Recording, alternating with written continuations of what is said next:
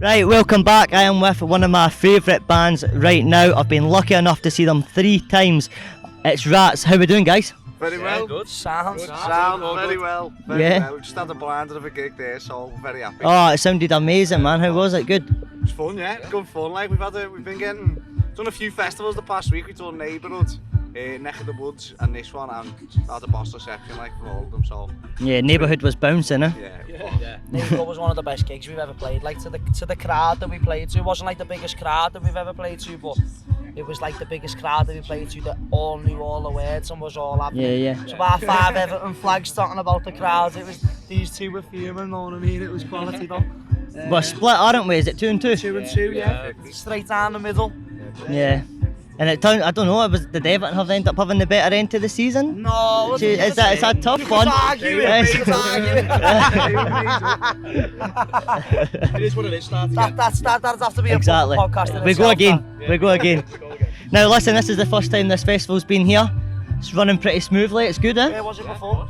No, it's brand new. This is It's brand new, yeah. You're here it's your first. You're playing the first one you have. We've christened second stage. I'll take it. I'm happy. No, it's been good. It's been a great crack. All the people are lovely. Yeah. Now I think it's fair to say that you're probably one of the most anticipated bands just now.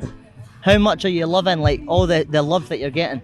It's great, you know. It's mad, it's surreal, bro. It's like people say to us, go like especially like when we like meet fans and like we'll get pictures with them and that.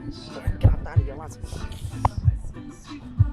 When we meet fans and that, like they say like, oh, you've just made our day there. It fucking makes our day well more than this. Yeah. Like just like some fella then had me on FaceTime to his kids and that. You know what I mean? It's like, oh, you just made our kids' day. So it makes my day that I've got the capability to do that to someone. Yeah, you know what I mean? So definitely. it's more of a buzz for us than it is anyone else, lad. That's why we're here. You know what I mean? Yeah. You know what I'm saying? The money's not in music these days, you know what I mean? No, everyone just does it for the fucking crack, don't they? You know what I mean? So that's what we do it for, you know what I mean? We do it for everyone out there who comes and watches us. That's who it's for no one else but them. You know what I mean? Yeah. All them who relate to our tunes. Now, as I mentioned earlier, seen you in Edinburgh, Tiny Wee Sneaky Pete's. Can we see a return to Scotland soon? Oh, defo. It's great crowds in Scotland. Like, you're up for the crack, aren't you, in Scotland? So definitely be back in Scotland soon. I haven't got nothing penciled in yet. We're looking springtime. We're going to be back out there, but Scotland will definitely be on Maybe the end of the year. On the menu. Maybe the end of the year or so, like after festival season, like another tour and that. But Yeah. it's like obviously, Jockland for me is top of the fucking list, lads. Top of the list for gigs to play. Glasgow and Edinburgh. Even like when we played in Dundee, the few people that were there, they were just all having it. It was just a proper vibe and that. And like, even when you meet like strangers in the street, like we're in a band and that, they're just well more responsive to like anywhere else. You know what I mean? Like it's like Liverpool in a way.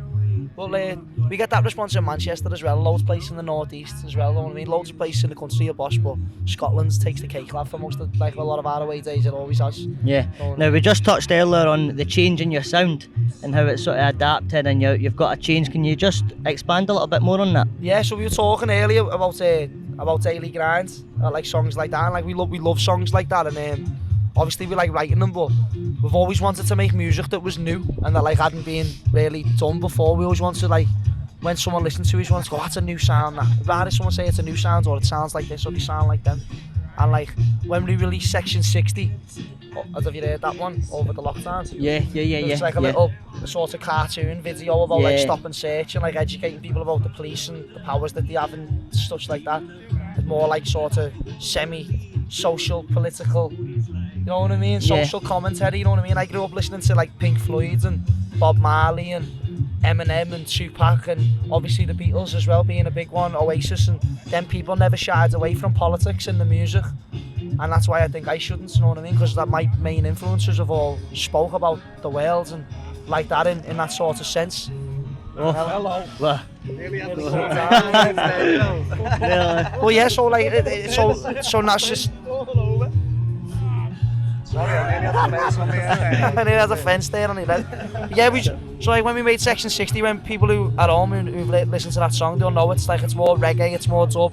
There's a bit of a Dr. Dre vibe to it on the production and that, and like that's what people can expect to hear from us in the future on like the new stuff. It's all coming out of there. We had like an album more than that of like indie tunes that, you know, sound like every other band, so we didn't want to do that shit.